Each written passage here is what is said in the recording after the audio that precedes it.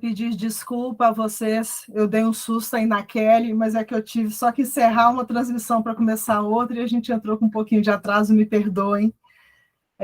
São os problemas de tecnologia que a gente enfrenta ultimamente, mas eu queria agradecer primeiro, né, na figura da Kelly, pelo convite para estar, mesmo que de forma virtual, de início aqui na casa.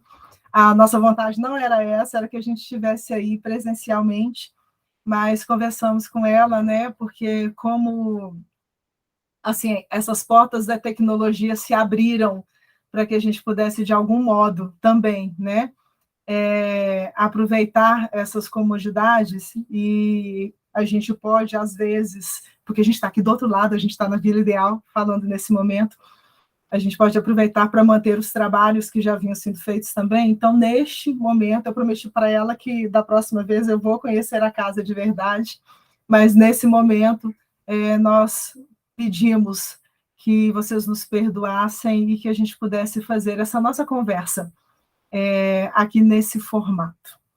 Muito bem, eu sou do Centro Espírita Fé e Caridade, estou há algum tempo na casa, nós trazemos já, né, alguns trabalhos que vão sendo feitos no campo da evangelização, no campo da juventude, mas esse tema que a gente propôs para ser conversado aqui hoje foi nos apresentado através de um estudo que nós temos desenvolvido já há algum tempo em torno da obra da benfeitora Amélia Rodrigues, que dita os seus trabalhos, né, os seus textos, as suas narrativas, através da mediunidade de Divaldo Pereira Franco.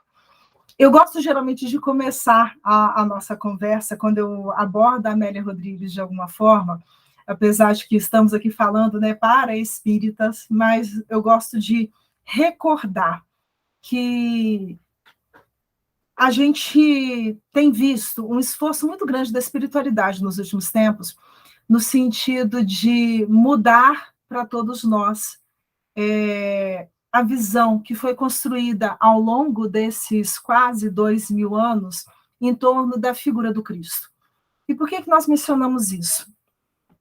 Por causa de um entendimento que as narrativas do Humberto de Campos, da Amélia Rodrigues e de um outro espírito que também foi contemporâneo desses primeiros momentos, né, chamado Blandina, que foi uma dama romana dos primeiros anos do cristianismo, viveu na região que hoje pertence, né, próxima à região da Síria, da Turquia, essa região tão sofrida que a gente está vendo aí hoje. Mas eles trazem para a gente histórias, narrativas, em torno da vida do Cristo, que muitas vezes não são narrativas que são apresentadas nos evangelhos. E aí, nós gostamos de fazer essa introdução, essa apresentação, para que a gente tenha essa clareza desse entendimento. E do que a gente está falando? Os evangelhos, eles registraram, e nós sabemos que existiram, né, outros evangelhos que são os chamados apócrifos, e esses apócrifos são aqueles que não foram, vamos dizer assim, tornados oficiais ao longo da história do cristianismo, porque teve um momento em que, por necessidade mesmo de construir o seu conjunto doutrinário, a Igreja Católica selecionou, dentre todas as narrativas, todos os textos que tinham sido produzidos, aqueles que traziam uma identidade maior de narrativa, de ensinamentos, de propósitos. Tanto é que é comum a gente ver passagens evangélicas que são colocadas, às vezes, de forma muito semelhante em 2 ou 3 dos evangelhos. Os 3 primeiros, né, são os que trazem mais a síntese da existência do Cristo, é quase que a narrativa direta da existência do Cristo, que são os evangelhos de Mateus, de Marcos e de Lucas. E o evangelho de João, ele vai fugir um pouquinho, porque o formato da narrativa vai ser diferente. Tá, Rogério, por que você está querendo dizer isso? Teoricamente, nós entendemos que os evangelhos vão narrar, né, vão apresentar para a gente a vida de Jesus, os ensinamentos de Jesus, dentro desse período de aproximadamente 33 anos, né, que é algo questionável pelos estudiosos da tradição bíblica hoje, mas em torno, vamos dizer, de uns 33 anos. Se a gente for ver o tamanho dos evangelhos, fica óbvio para a gente que talvez muita coisa não esteja narrado lá. E aí a gente vai entendendo, pelo que os Espíritos apresentam para a gente, que, na verdade, os evangelhos deixaram registrado aquilo que não se podia perder de forma alguma, aquilo que era necessário que a gente recordasse, aquilo que deveria servir quase que como se fosse assim, os tópicos ou os pontos, para que quando a gente se debruçasse sobre aqueles pontos, a gente pudesse ver crescer ou abrir diante de nós toda uma série de ensinamentos, toda uma série de referências. Até porque Jesus, ele falou naquela época, ele deixou os ensinamentos para as criaturas do seu tempo que já tinham maturidade para ouvi-lo, para as criaturas do seu tempo que ainda não tinham maturidade, mas que deixariam aquilo, né, que teriam aquelas sementes guardadas de alguma forma no seu íntimo, mas ele também estava falando para as suas ovelhas, para os espíritos de todas as épocas. E a gente não pode perder essa dimensão. De onde que chega, ou de onde que chegam essas narrativas que a Amélia Rodrigues, que Humberto de Campos, que a Blandina trazem para a gente? Os próprios espíritos já deixam claro para o nosso entendimento que esses espíritos, autores, no mundo espiritual, começaram a pesquisar as tradições deixadas pelos espíritos.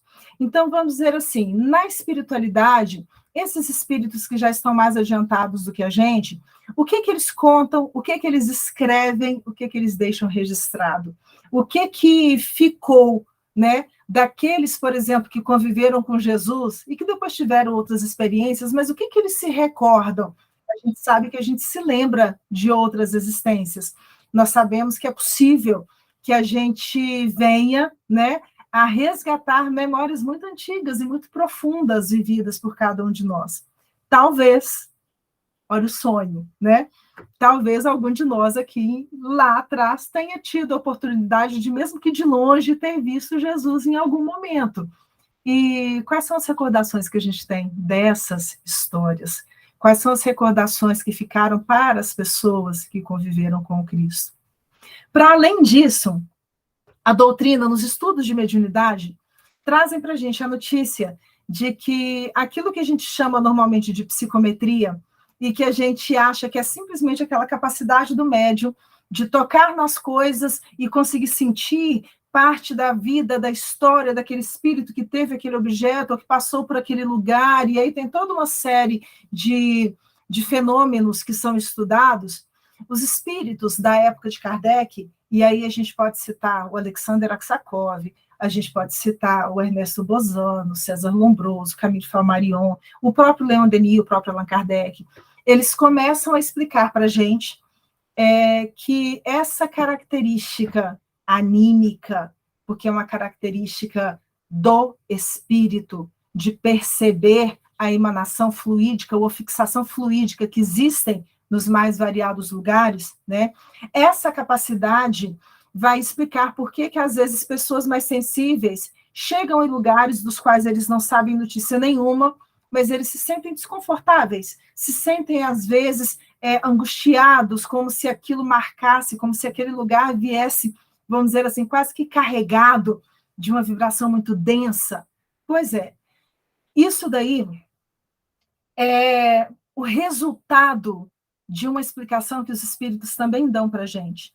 Todas as nossas ações, tudo aquilo que cada um de nós viveu, tudo aquilo que aconteceu nas nossas histórias, primeiro, e dizem os espíritos que isso são das nossas histórias em todas as nossas etapas de desenvolvimento. E eles não se referem simplesmente a esses últimos 1000 anos, ou a vida no mundo de provas e expiações, não, eles falam de todas as etapas do nosso desenvolvimento.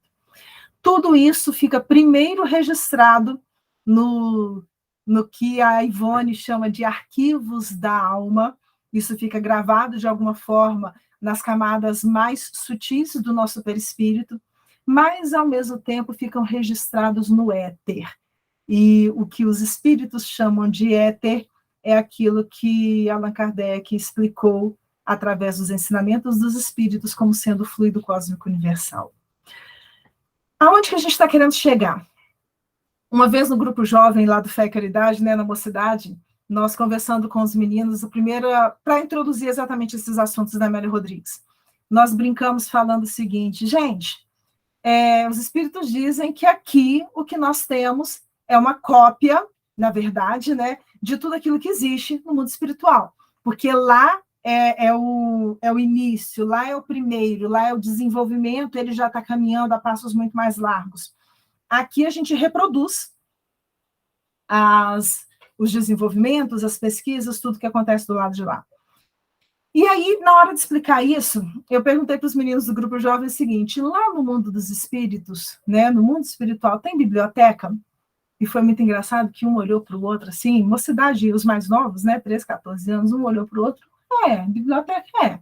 E aí tem uma coisa que é engraçada, né, biblioteca lembra a tradição, para alguns dos mais novos, lembra coisa velha, porque hoje tudo é informatizado, né? Aí um virou para o outro, deve ter, tem sim. No mundo espiritual tem biblioteca. Um lembrou de um certo livro que falava alguma coisa, ficou por aí. Aí depois eu brinquei com eles, lá no mundo espiritual tem computador? E o que foi engraçado é que na mesma hora a resposta deles foi, aí não, né? Porque como é que vai ter computador no mundo espiritual? E aí eu fiz uma provocação, que eu brinquei com eles e falei assim: se eu disser para vocês que nos 5 primeiros anos do século XX, vamos colocar aí por volta de 1900 e 1905, um espírito narra, né, que nesse período de 1900 e 1905, ele chegou na recepção de um determinado hospital e ele vai meio que fazer, vamos dizer assim, o seu cadastro naquele hospital, ele precisava ser atendido. Junto com ele estavam mais ou menos umas 20 pessoas, e ele fala que ele achou que ia demorar muito tempo, mas que em menos de meia hora todos já estavam devidamente registrados e cadastrados.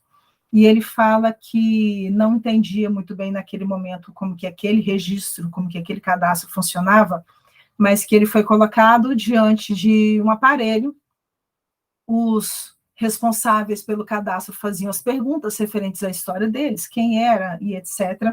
Eles iam falando, nada era escrito, mas depois eles descobriram que tudo aquilo que eles falavam, a sua própria imagem, a sua voz, ficavam registrados em o que parecia discos prateados, que quando eram colocados num determinado aparelho, reproduziam integralmente a voz, a fala, a narrativa, a imagem de tudo aquilo que eles tinham dito.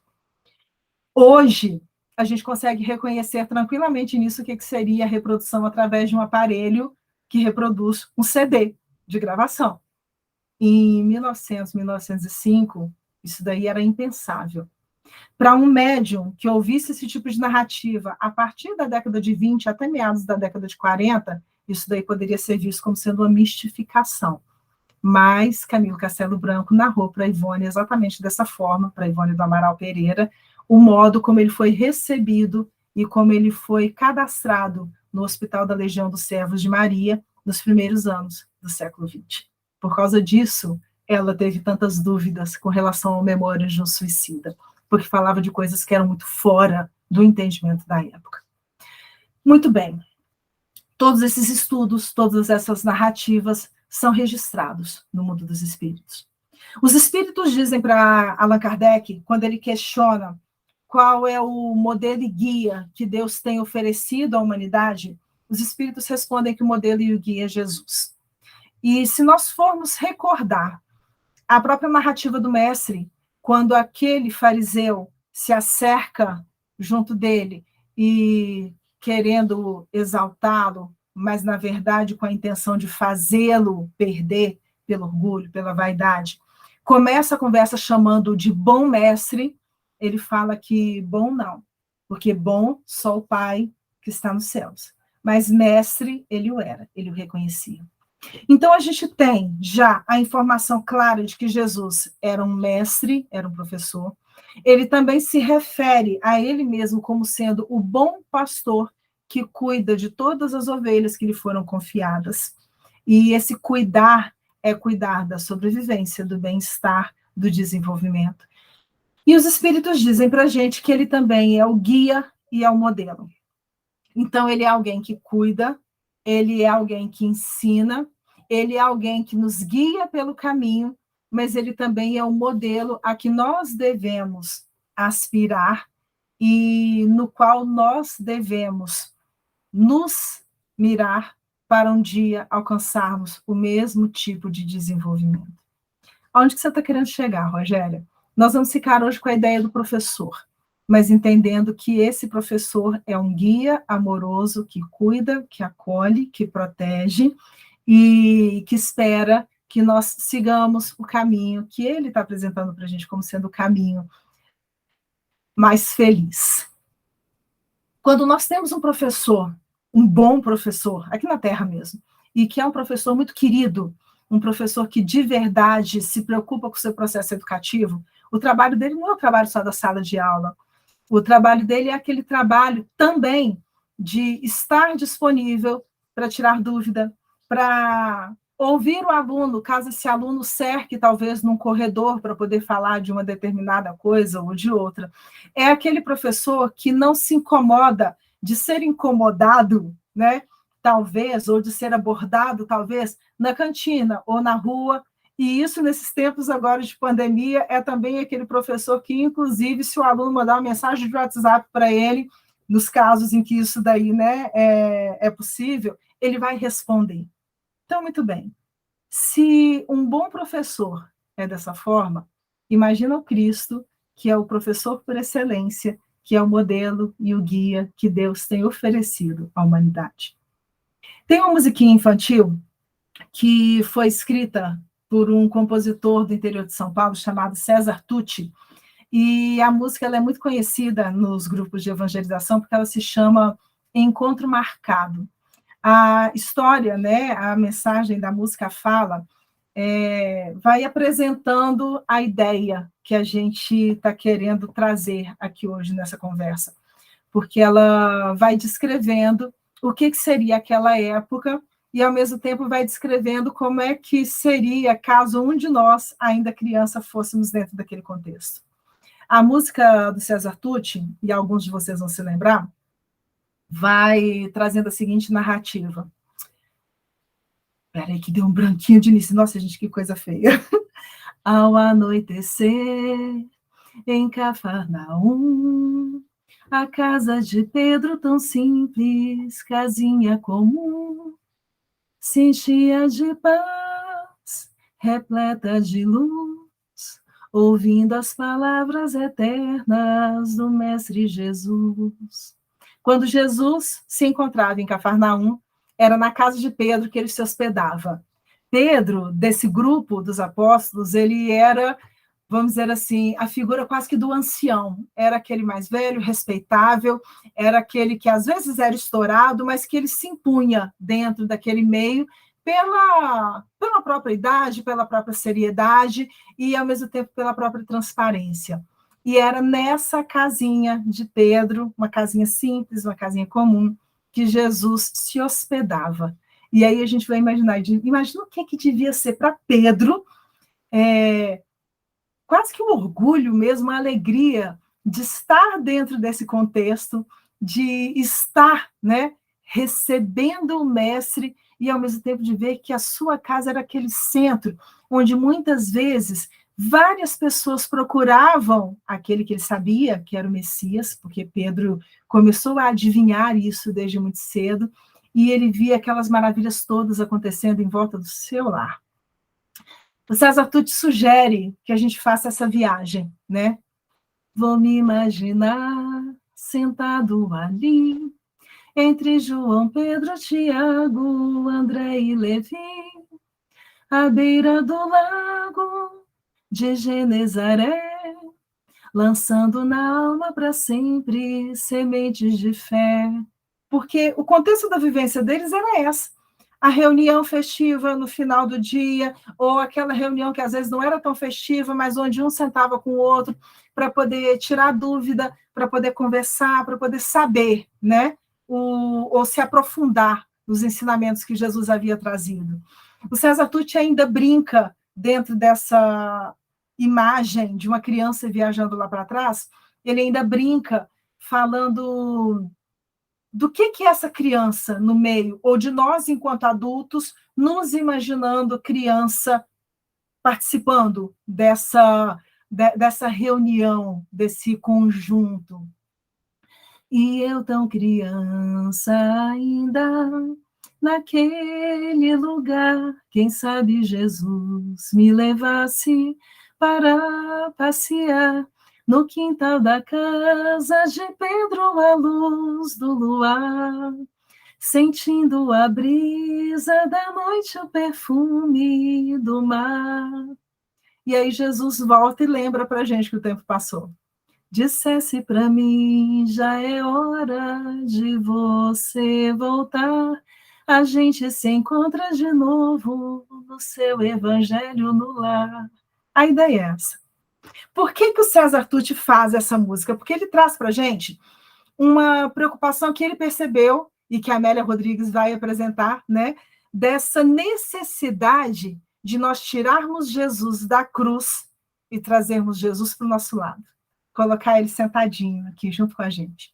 Talvez receber ele na nossa casa, com um cafezinho, um pãozinho do lado, e a gente ficar batendo papo, tirando as dúvidas, conversando com as pessoas queridas, né, Dani? Conversando com as pessoas queridas em torno de tudo aquilo que a gente ouviu, que a gente aprendeu, que a gente viveu. A proposta dele e a proposta que os espíritos têm trazido é nesse sentido.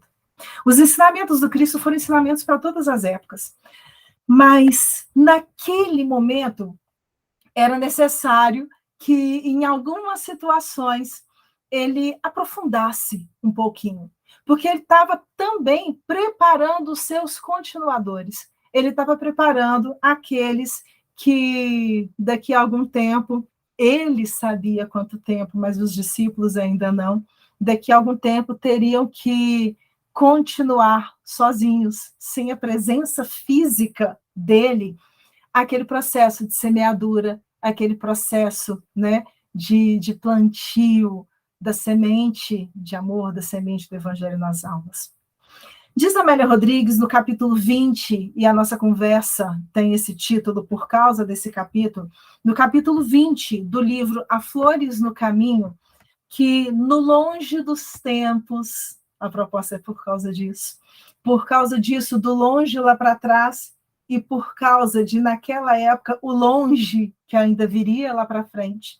Diz Amélia Rodrigues que todos eles estavam empolgados, maravilhados, com a possibilidade da boa nova ganhar o mundo, com a possibilidade de que essas mensagens chegassem em todos os corações, e na expectativa deles, porque aquilo que eles estavam encontrando era tão maravilhoso, era tão grandioso, eles achavam que essa instalação da boa nova do Cristo aqui na Terra seria imediata.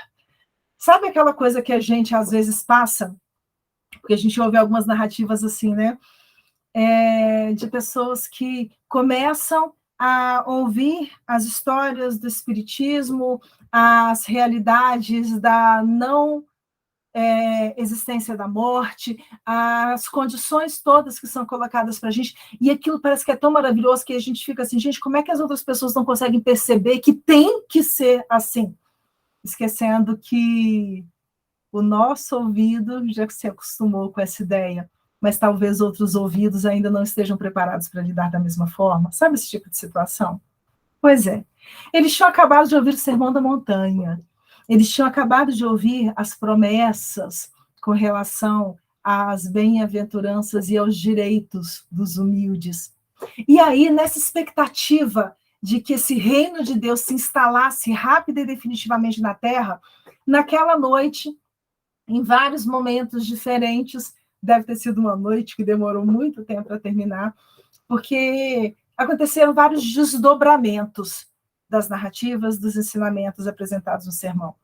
O fato é que os discípulos, encantados com as maravilhas das bem-aventuranças, aproveitaram um determinado momento em que Jesus estava descansando um pouquinho lá no quintal, e daqui a pouco passeava um pouquinho perto da beira da praia, do lago de Genezaré, aquela coisa assim, tranquila de final de dia, recuperando as energias, eles se aproveitaram que Jesus estava nesse momento de descanso, meio que a Amélia Rodrigues fala que eram como se fossem crianças curiosas, mas também obedientes, se aproximaram do Cristo. E a dúvida deles, a pergunta, foi mais ou menos o seguinte, vocês me desculpem, nós vamos ler alguns trechos. Senhor, porque eles escolheram Simão Pedro, como porta-voz das dúvidas. Pelo que podemos observar, as alegrias reservadas nos céus aos que sofrem na terra poderiam ser transladadas para o dia a dia dos homens, caso nos dispuséssemos à vivência dos ensinos ouvidos desde hoje.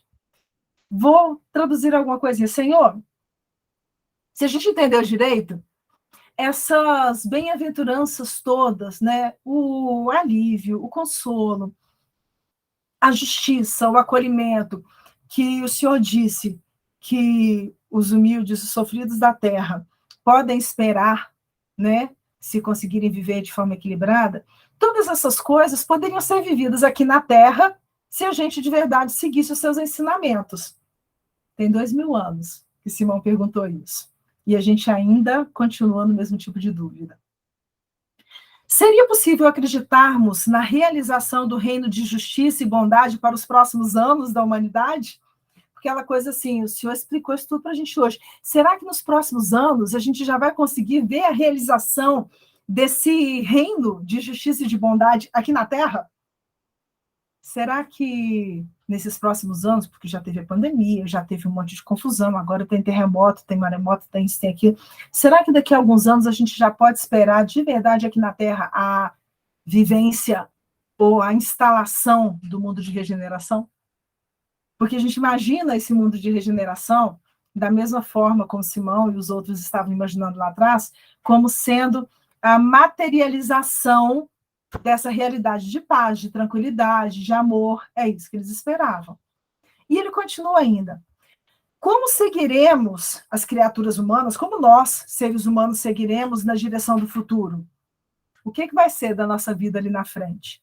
Nós seguiremos sob os suaves comandos do amor, ou vamos dizer de outra forma, os nossos próximos dias, a partir agora, né, século XXI, serão dias de paz e de tranquilidade, ou serão dias ainda, como ele fala aqui, assodados pelos espículos do sofrimento? Seremos ainda castigados, maltratados pelos espinhos de sofrimento? O que vai ser de nós? E a gente trouxe essa fala porque ela é muito séria, porque depois desse tempo todo, nós continuamos a imaginar que daqui a algum tempo, como num passe de mágica, alguma porta milagrosa vai se abrir, nós entraremos nesse mundo de regeneração e aqueles que não foram convidados serão mandados para fora daqui. E aí a gente vai entrar como se fosse uma premiação nesse reino de paz, de justiça e de bondade. E aí, a resposta de Jesus, que foi dada para aqueles discípulos lá atrás, ela é muito atual e muito certa para nós ainda hoje. Porque ele coloca assim: a Sinfonia da Montanha, ou Sermão da Montanha, que a Amélia Rodrigues fala como sendo o excelso canto, é o 3º capítulo do livro Primícias do Reino, e onde ela fala também se referindo ao Sermão da Montanha como sendo a carta magna, e a gente lembra que carta magna é Constituição e legislação, mas é a carta magna da humanidade. A Sinfonia da Montanha é a carta de libertação do homem que se fazia servo das paixões dissolventes, objetivando inverter a ordem dos valores vigentes e demonstrando que a vitória da vida se baseia na estrutura do ser que se renova e se supera com os olhos postos na imortalidade. Então, vamos lá. O que o Sermão da Montanha traz para a gente? Um código de conduta. Um código de conduta que tem como proposta, como propósito, nos libertar, aqui fala das paixões dissolventes. E nós vamos entender isso como sendo nos libertar de tudo aquilo que nos prende à matéria. Porque as paixões dissolventes são exatamente esses apegos, essas paixões que vão se dissolver um dia ao longo dos tempos, exatamente porque a matéria ela não é perene, ela desaparece. O que significa que a casa, que eu sou tão apegada a ela pode ser retirada de mim numa fração de segundo. A gente está vendo muitas criaturas sofrendo com isso em lugares diferentes pelos diversos desastres naturais. Isso significa que esse corpo, que é tão importante para a minha existência, ele pode deixar de existir daqui a pouco. E isso é extremamente difícil para a gente conseguir entender, para a gente conseguir lidar. Isso significa que os bens materiais que eu lutei tanto para conseguir manter e preservar junto de mim vão ser também retirados do meu convívio quando as portas da morte, de alguma forma, se abrirem para o meu espírito. Quando for colocada a hora de eu voltar para casa. É muito sério esse tipo de questão. E a gente esquece, porque, na verdade, todas essas coisas, elas representam, em essência, aquilo que não tem importância nenhuma para a minha sobrevivência. Aquilo que não tem necessidade nenhuma de ser mantido junto de mim. E é exatamente essa que é a nossa dificuldade inicial, buscar e perceber aquilo que é fundamental para o espírito, para começar a notar aquilo que, na verdade, é fundamental com vistas à eternidade. E a gente não consegue perceber isso ainda no nosso dia a dia. É muito sério, né? Porque tem uma série de coisas que a gente pensa, tem uma série de coisas que a gente sabe, mas que na conduta do dia a dia a gente não consegue ainda se posicionar de forma equilibrada. Jesus continua. Examinada apenas do ponto de vista material, a vida inteligente perde sentido. Se a gente for pensar na nossa existência, pensando simplesmente do ponto de vista material, não tem muito sentido. Eu estou aqui para quê? Eu vou crescer? Tá. Para arrumar um trabalho? Eu vou estudar para quê? Eu vou pensar na ideia de constituir uma família para quê? Se a qualquer momento todas essas coisas podem ser retiradas de mim. Entendem por que o materialismo, na verdade, ele não dá consolo nenhum? E aí a gente entende a fala, né, do Dr. Bezerra de Menezes, quando foi questionado pelo materialista, quando ele ainda estava encarnado aqui na Terra, quando o materialista, conhecido seu, pede a ele o direito de um debate público, e ele fala que vai sim, vai conversar sobre essas questões, isso quando ele se assume enquanto espírita. Mas ele comenta que antes ele queria que aquele homem mostrasse para ele uma mãe que tivesse perdido os filhos e que havia sido consolada pelo materialismo. Que ele mostrasse uma viúva ou um viúvo que tivesse perdido o seu companheiro ou a sua companheira e tivesse sentido alívio pela fala do materialismo. Porque a matéria por si só não dá sentido nenhum para as nossas existências. E aí, por causa disso, ele explica ainda por que perde o sentido. Porque a gente tem que considerar a brevidade do seu curso, que se dilui aos ósculos, ao beijo da morte, da decomposição orgânica, das transformações. A vida passa muito rápido, passa muito rápido. Eu estava olhando essa semana, a gente estava lembrando, né? Eu não sou daqui do Juiz de Fora. Eu vim para cá para fazer faculdade, acabei ficando, minha família veio depois, conheci meu marido, a gente constituiu uma família. Isso daí parece que foi ontem, não tem muito tempo.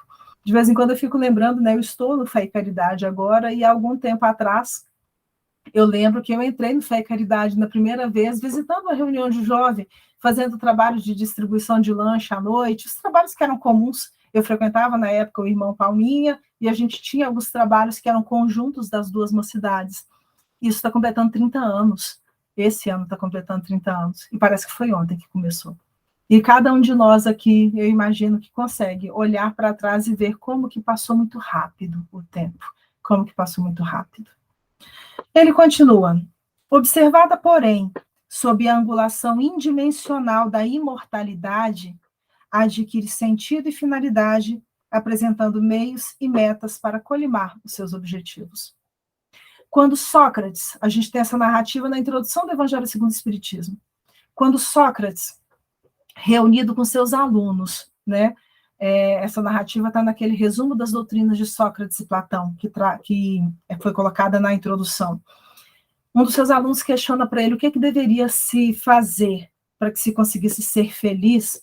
A resposta de Sócrates é magistral, porque a resposta dele é mais ou menos assim: não somos espíritos imortais, do tipo, nós não vamos morrer nunca. Não somos seres imortais, ele não usa o termo espírito, né? Se nós somos seres imortais, por que a gente não vive com vistas à eternidade? Do tipo, se eu sei que uma determinada conduta minha hoje vai ser prejudicial lá na frente, por que eu não penso logo que eu vou viver indefinidamente, que eu vou viver para sempre, e não evito dores, não me afasto de problemas, não escolho situações que sejam desde já mais felizes para a minha existência de espírito? É disso que Jesus está querendo dizer. Observada sob a angulação indimensional da imortalidade, a vida adquire sentido e finalidade. E qual é o sentido, a finalidade que é colocado para nós aqui neste momento? Aprender. Aprender a dominar, né, essas ferramentas que estão à nossa disposição. Que ferramentas que são essas? São as ferramentas apresentadas por Leon Denis no livro Problema do Ser, do Destino e da Dor, na terceira parte, quando ele aborda as potências da alma. É aprender de verdade a me relacionar com a vontade, com a inteligência, com a consciência, com o livre-arbítrio, com o amor, mas também com a dor. Porque a dor é a energia gasta para se colocar no caminho certo. A dor, ela vai ser a ferramenta educativa, ou podemos colocar de outra forma, né? É aquela sensação que toma conta de nós quando a gente tem que se debruçar novamente sobre o exercício que já foi tentado talvez 3, 4, 5, 6 vezes e ele ainda não saiu perfeito. Aí, aquele esforço de começar de novo, no campo do espírito, a gente pode dar o nome de dor. Ela vai nos ajudar a nos sensibilizarmos principalmente no que se refere ao olhar para o outro. Aquilo que fere o outro, eu vou evitar de fazer, porque eu descobri que em mim dói. Se dói em mim, também pode doer em quem está à minha volta. Jesus continua. Imediatista, no entanto, como nós ainda somos imediatistas, nós ainda não conseguimos enxergar, né, nessa medida a longo prazo, que é a medida da imortalidade. Imediatista, no entanto, e porque ignora em profundidade o compromisso eterno para com o Pai Criador, ignora em profundidade o compromisso eterno para com o Pai Criador. Quem é o Pai? Quem é Deus? É essa criatura distante, que eu lembro dele só de vez em quando no momento da prece? Ou é alguém em quem, de verdade, eu acredito que a justiça, a bondade e o amor são pontos fundamentais? Quem é Deus? Ah, Rogério, ele é a inteligência suprema, a causa primária de todas as coisas. Muito bem, se ele é a causa primária de todas as coisas, nada é mais importante do que ele. E aí, no desdobramento disso, os espíritos apresentam para Kardec a relação, né, dos atributos da divindade, onipotente, e aí a gente tem todas aquelas questões, eterno, imutável. Se ele é tudo isso, por que eu não confio nele? Por que eu não confio que existem leis profundamente justas e sábias que foram criadas por ele para reger não a minha vida, mas para reger o universo como um todo, e que, querendo ou não, eu estou submetida a essas leis, que são as leis que vão, ao mesmo tempo, definir e explicar para mim, quando eu quiser ouvir, o porquê que a minha vida está dessa ou daquela forma, por que eu convivo com essa ou com aquela pessoa, por que eu tenho que passar por esse ou por aquele tipo de experiência, por que eu tenho que experimentar alegrias, dores, dificuldades, facilidades ao longo do meu caminho. Só que para que isso realmente aconteça, eu tenho que de verdade conhecer.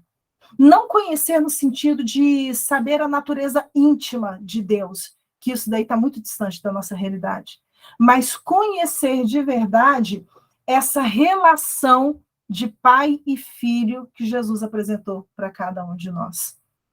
É preciso que a gente de verdade confie nesse Pai. Por isso, essa fala imediatista e porque ignora em profundidade o compromisso eterno para com o Pai Criador. Qual é o compromisso de um filho para com o Pai? É confiar, é se deixar guiar, é se colocar nas mãos, sabendo que aquele pai nunca vai abandonar aquele filho e vai sempre se preocupar em colocar todas as coisas de forma justa, de forma amorosa, de forma equilibrada. A Joana de Ângeles, no livro Leis Morais da Vida, quando ela vai abordar as leis divinas e naturais, né, mas ela coloca diversas mensagens explicando cada um dos pontos, na lei de adoração, primeira das leis, ela lembra para a gente, logo de cara, que Deus, sendo Pai generoso e justo que é, nunca coloca sobre as nossas costas um peso maior do que aquele que a gente pode suportar. Então, é aquela ideia assim, da gente criar essa relação de intimidade, já que hoje a gente fala que os pais têm que ser amigos dos filhos, né? De Deus, tudo bem, você colocou, é porque eu aguento, mas assim, no dia que tiver muito difícil, deixa eu conversar com você mais um pouquinho, deixa eu reclamar mais um pouquinho, mesmo que seja para ouvir um puxão de orelha, mas deixa eu sentir que tá junto aqui, tem uma relação, tem uma ligação que é interessante. Sabe esse tipo de proposta? É disso que Jesus está falando.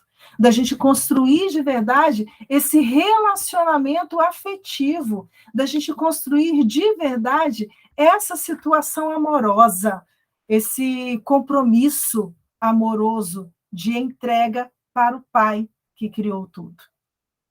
Ele continua, porque nós ignoramos esse compromisso, a criatura se deixa galvanizar, endurecer, embrutecer pelo egoísmo e as paixões armam-na com os instrumentos de destruição. E aí ele fala de quais são os instrumentos de destruição. A ira, a volúpia do desejo, o orgulho, o ódio, a ambição desmedida do poder. Sentimentos antípodas a esses nascem no comportamento de quem compreende, sentimentos contrários a esse, nascem no comportamento de quem já consegue entender que o corpo é instrumento para aprendizagem. E aí é uma questão muito séria. Eu estou aqui para aprender o quê? Ah, Rogério, não sei, porque a minha vida é muito difícil. Tudo bem, ela é muito difícil de quê? De escassez? Talvez eu esteja aprendendo, ou precisando aprender a lidar com pouco. Ah, de falta de afeto, de incompreensão? Se eu estou sendo incompreendido, talvez seja para me mostrar como é que é difícil ser incompreendido e como é que talvez seja útil que eu passe, por minha vez, a compreender as limitações, as dificuldades de quem está do meu lado. Ah, Rogério, mas a questão da minha vida é porque eu sou só cercada de gente que testa a minha paciência o tempo inteiro. Pois é, estão testando a minha paciência para me ajudar a desenvolver a paciência. O que está sendo colocado como recurso de desenvolvimento e de aprendizagem à minha volta para que eu consiga crescer enquanto espírito? É necessário que a gente faça esse tipo de questionamento. Por isso também Santo Agostinho sugere, né, que a cada noite a gente possa refletir sobre as situações do dia. Que se a gente viu que errou contra alguém, que agiu de forma que não foi tão legal, que a gente possa no dia seguinte já colocar como primeiro ponto daquele programa diário, voltar e refazer os passos, voltar e refazer o caminho. Sentimentos antípodas a esses nascem do comportamento de quem compreende que o corpo é instrumento para aprendizagem na marcha inexorável da evolução, não constituindo a realidade única legítima. Não é a única realidade, nós somos muito mais do que isso. Nós somos espíritos. Jesus ainda continua, mas ao mesmo tempo ele vai explicando, e nós vamos pular para 2 trechinhos finais, ele vai explicando que se nós usarmos somente a inteligência, que é fácil de ser usada na explicação dele, né, nós acabaríamos por criar para cada um de nós exatamente as cadeias, as prisões que vão nos prender às situações imediatistas do dia a dia. Em contrapartida, ele sugere a aplicação do Evangelho. E a fala dele é assim: o Evangelho, a sua vivência, será por todo sempre a diretriz, o caminho, né, a rota de segurança e de amparo às aspirações relevantes do ser, auxiliando na construção dos bens eternos do espírito. E aí vamos lembrar que a primeira pergunta lá de Pedro é: vai demorar muito tempo para o reino se estabelecer aqui na Terra? E aí, depois de explicar sobre todas essas coisas e começar a falar sobre essas realidades do Espírito, e nós começamos a encerrar a nossa conversa, Jesus fala que, com o passar do tempo, e é exatamente o que nós estamos vivendo, tá? A inteligência guindará o homem, elevará o homem aos astros do céu e aos abismos das águas. A gente conhece hoje praticamente todos os espaços do nosso planeta. E, inclusive, nos aventuramos para espaços para fora do nosso planeta. Mas ele fala que isso vai fazer com que nós sejamos tomados pela soberba e pela alucinação. Nós nos sentiremos deuses, porque nós conseguimos dominar o mundo. Logo depois, com essa inteligência, conhecerá todos os quadrantes da Terra, identificando as leis que regem a natureza, adentrando-se no mecanismo dos mistérios que por algum tempo o perturbarão.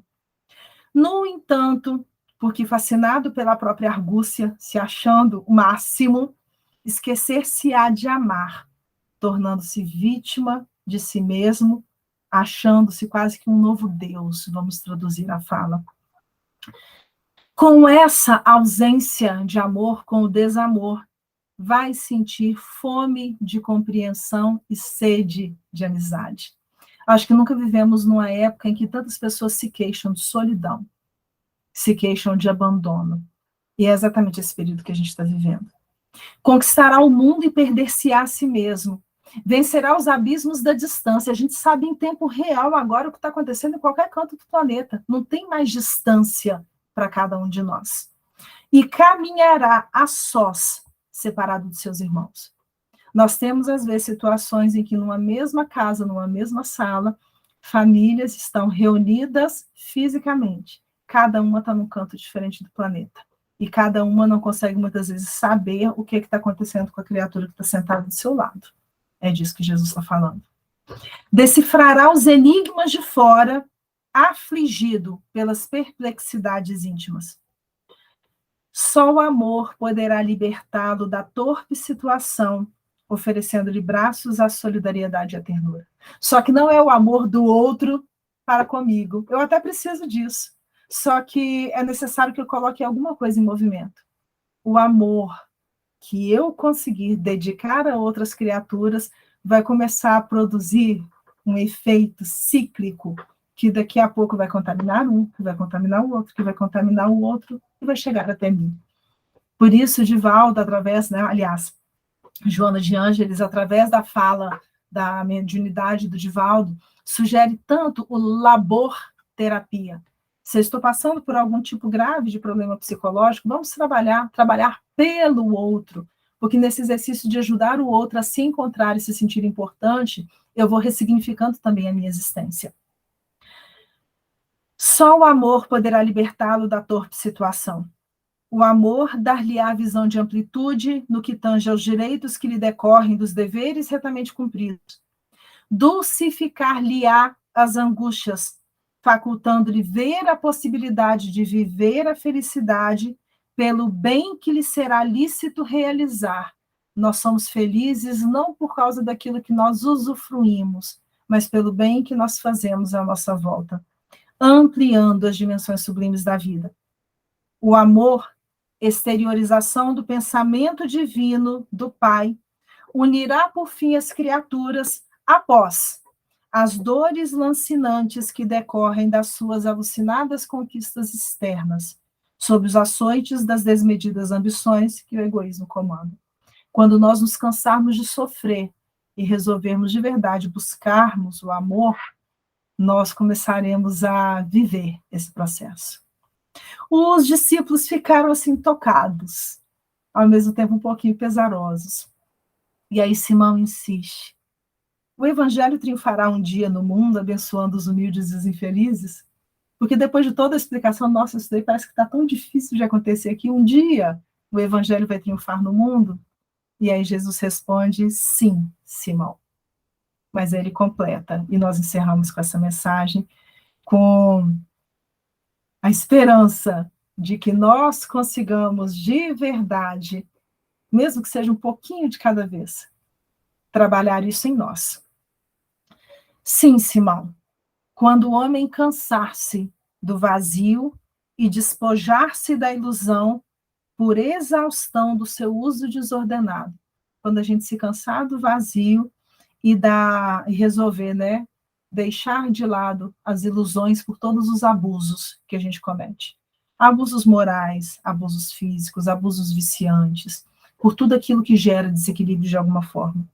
Quando o homem passar por esse cansaço do vazio e desse despojamento da ilusão, contemplará o caos à sua volta e ouvirá no recôndito do ser, quando a gente olhar essa destruição toda em volta e conseguir de verdade ouvir dentro de nós as palavras que a gente já ouviu inúmeras vezes.